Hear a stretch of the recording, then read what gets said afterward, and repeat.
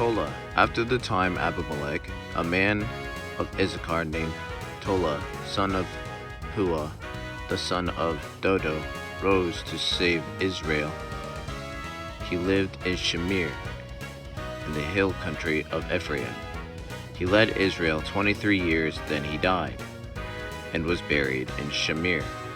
Jair. He was followed by Jair of Gilead, who led Israel 22 years. He had 30 sons, who rode 30 donkeys.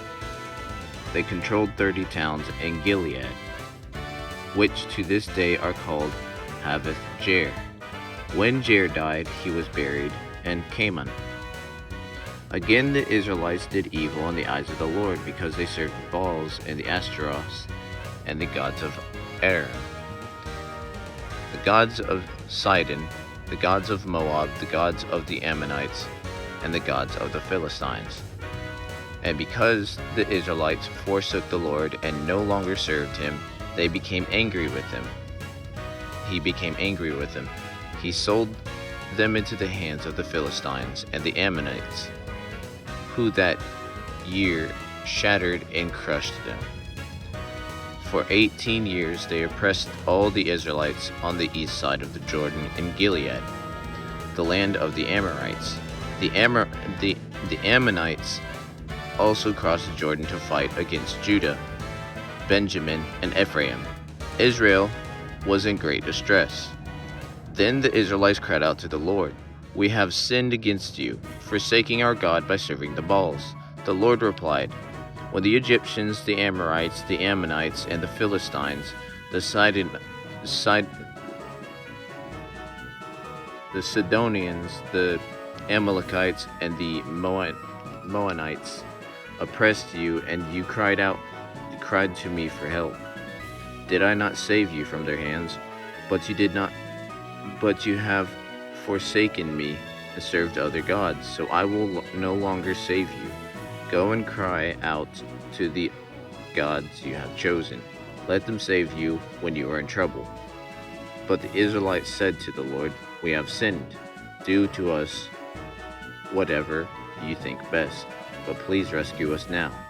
Then they got rid of the foreign gods among them and served the Lord. And he could bear Israel's misery no longer. When the Ammonites were called to the arms, when the Ammonites were called to arms and camped in Gilead, the Israelites assembled and camped at Mizpah. The leaders of the people of Gilead said to each other, "Whoever will take the lead in attacking the Ammonites will be head over all who live in Gilead."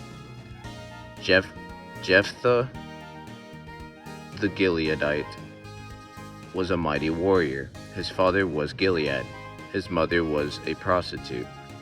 Gilead's wife also bore him sons, and when they were grown up, they drove Jephthah away. "You are not going to get any inheritance in our family," they said, "because you are the son of another woman." So Jephthah fled from his brothers and settled in the land of Tob, where a gang of scoundrels gathered around him and followed him. Some time later, when the Ammonites were fighting against Israel, the elders of Gilead went to get Jephthah from the land of Tob. "Come," they said, "be our commander, so we can fight the Ammonites." Jephthah said to them, "Didn't you hate me and drive me from my father's house? Why do you come to me now, when you're in trouble?" When the elders of Gilead said to him, "Nevertheless, we are turning to you now. Come with us to fight the Ammonites, and you will be head over all of us who live in Gilead." Jephthah answered, "Suppose you take me back to fight the Ammonites, and the Lord gives them to me. Will I really be your head?" The elders of Gilead replied, "The Lord is our witness. We will certainly do as you say." So Jephthah went with the elders of Gilead and the people made him head and commander over them. And he repeated all his words before the Lord in Mizpah. Then Jephthah sent messengers to the Ammonite king with the question, "What do you have against me that you have attacked my country?" The king of the Ammonites answered Jephthah's messengers, "When Israel came up out of Egypt, they took away my land from the Arnon to the Jabbok, all the way to the Jordan. Now give it back peacefully." Jephthah sent back messengers to the Ammonite king, saying, "This is what Jephthah says. Israel did not take the land of Moab, nor the land of the Ammonites, but when they came up out of Egypt, Israel went through the wilderness to the Red Sea and on Kadesh. Then Israel sent messengers to the king of Edom, saying, "Give us permission to go through your country." But the king of Edom would not listen. They sent also to the king of Moab, and he refused. So Israel stayed at Kadesh. Next they traveled through the wilderness, skirted the lands of Edom and Moab, passed along the eastern side of the country of Moab, and camped on the other side of the Arnon. They did not enter the territory of Moab, for the Arnon was his border. Then Israel sent messengers to Sihon, king of the Amorites, who ruled over Heshbon, and said to him, "Let us pass through your country to your own place." Sihon, however, did not trust Israel to pass through his territory. He mustered all his troops and encamped the Jahaz and fought with Israel. Then the Lord, the God of Israel, gave Sihon and his whole army into Israel's hands, and they defeated them. Israel took over all the land of the Amorites who lived in that country, capturing all of it from the Arnon to the Jabbok and from the desert of the Jordan. Now since the Lord, the God of Israel, has driven the Amorites out before his people Israel, what right have you to take it over? Will you not take what your God Chemosh gives you? Likewise, whatever the Lord our God has given us, we will possess. Are you any better than Balak, son of Zippor, king of Moab? Did he ever quarrel with Israel or fight with them?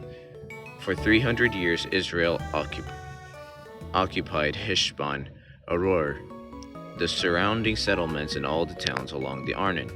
Why didn't you retake them during that time? I have not wronged you, but you are doing me wrong by waging war against me. Let the Lord, the judge, decide and dispute this day between the Israelites and the Ammonites." The king of Ammon, however, paid no attention to the message Jephthah sent him. Then the Spirit of the Lord came to Jephthah. He crossed Gilead and Manasseh and passed through Mizpah of Gilead, and from there he advanced against the Ammonites. And Jephthah made a vow to the Lord, "If you give the Ammonites into my hands, whatever comes out of the door of my house to meet me when I return to triumph from the Ammonites will be the Lord's, and I will sacrifice it as a burnt offering." Then Jephthah went over to fight the Ammonites, and the Lord gave them into his hands. He devastated 20 towns from Aroer to the vicinity of Minnith, as far as Abel Keramim.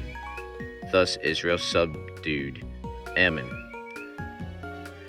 When Jephthah returned to his home in Mizpah, who should come out to meet him but his daughter dancing to the sound of the timbrels.